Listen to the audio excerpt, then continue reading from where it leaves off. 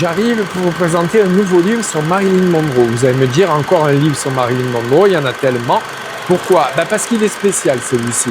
Il est made in Québec et il y a Nora Atala qui est une grande poétesse multi-récompensée qui a écrit un texte. Il y a Mathias Carpula qui est un Italien qui vit au Québec et moi-même qui ne suis pas du tout québécois mais qui m'intéresse beaucoup au Québec et surtout à Marilyn Monroe.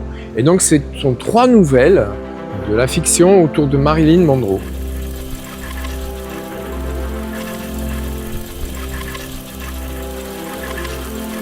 L'idée du recueil de nouvelles, elle s'appelait Marilyn, m'est venue en 2022, tandis que j'étais en résidence à Paris, résidence d'écriture octroyée par le Conseil des arts et des lettres du Québec. 2022 marquait les 60 ans de la mort de Marilyn Monroe. En voyant tous les livres publiés à son propos, je me suis dit, pourquoi pas un recueil de nouvelles, et qui de mieux pour le faire avec moi que Jean-Max Méjean, un grand ami, écrivain et critique de cinéma. Par la suite, j'ai invité Mathias Carpula à se joindre à nous pour cette aventure. Après la mort de mon père, quand j'avais 10 ans, j'ai découvert dans ses Paris Match Marilyn dans des photos en noir et blanc, comme si elle était figée dans la mort, ce qui a marqué mon esprit. Norma Jean Baker Mortensen métamorphosée en Marilyn Monroe, cette femme devenue l'icône de tous les temps me fascine depuis toujours. Dans sa beauté immortelle, sa tragédie et jusqu'au mystère de sa mort, quand on y pense, elle a été la première MeToo des années 1950. Elle était adulée, haïe. Les femmes voulaient devenir Marilyn. Les hommes voulaient la posséder, ces prédateurs qu'elle appelait mes loups. Violée dans son enfance, dans sa vie adulte, elle souffrait également de ne pas connaître son père, qu'elle a tenté de retrouver dans ses mariages, ses époux qu'elle appelait daddy. Une grande souffrance donc. Quiconque lira Elle s'appelait Marilyn se rendra compte dans les 3 nouvelles qu'elle continue de vivre à travers la mort, qu'elle refuse de mourir et qu'il s'agit d'une quête identitaire. Ma nouvelle, Une souris à Manhattan, est entrecoupée de poèmes en clin d'œil à la star qui aimait tant en écrire.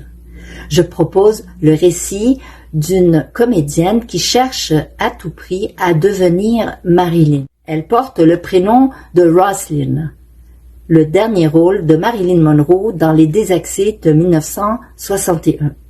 Et ma Roslyn se demande parfois si elle n'est pas elle aussi désaxée, parce que parfois elle pense être Marilyn et d'autres fois qu'elle ne l'est pas.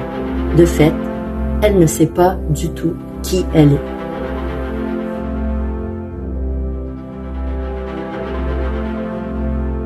En général, je ne sais pas pourquoi, ça doit venir de la Trinité.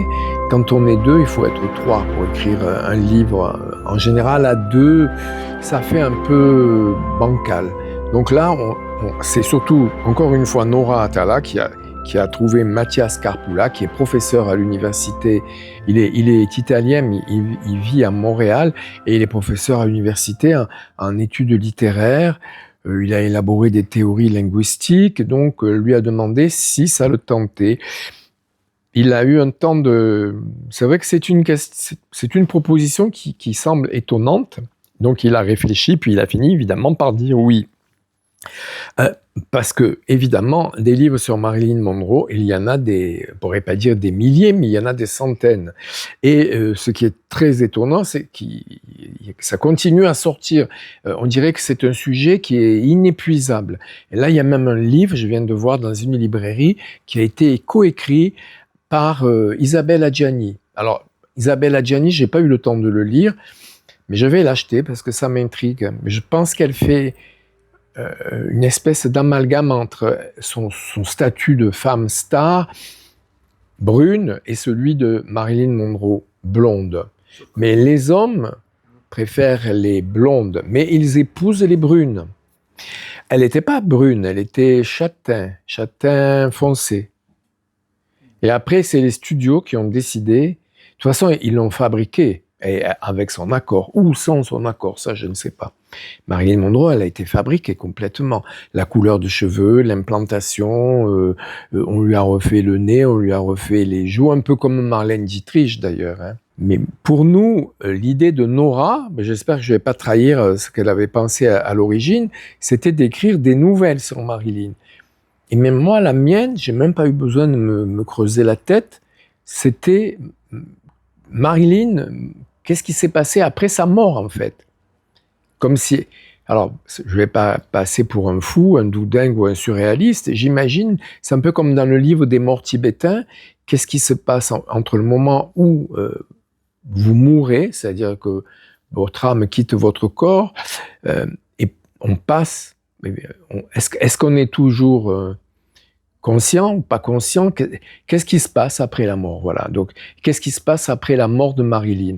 Mais en fait, là, si on lit bien la nouvelle, il y a une mise en abîme, puisque c'est Marilyn de son vivant qui imagine comment sera sa mort.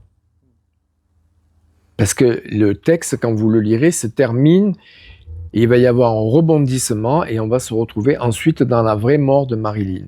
Alors, avait-elle la prescience de sa mort? A-t-elle été assassinée? S'est-elle suicidée? Je n'ai pas la réponse.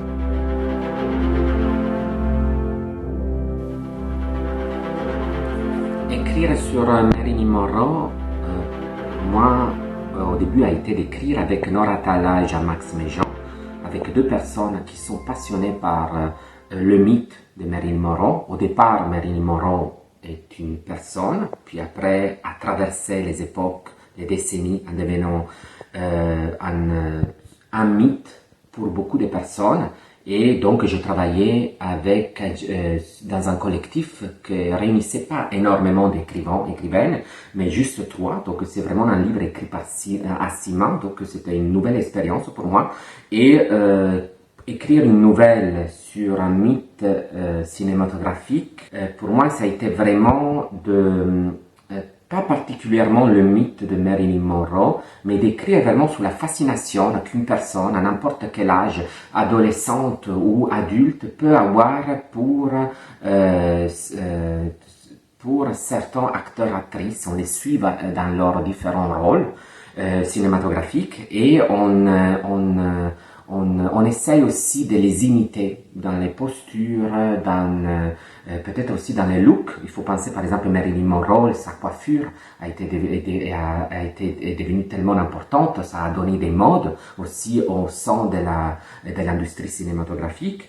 Et donc dans mon cas, ça a été vraiment de m'imaginer une femme qui a sa vie quotidienne, minimaliste dans la banlieue de Québec, et que par contre sa fascination pour le mythe de Marilyn Monroe l'amènera à prendre des décisions importantes.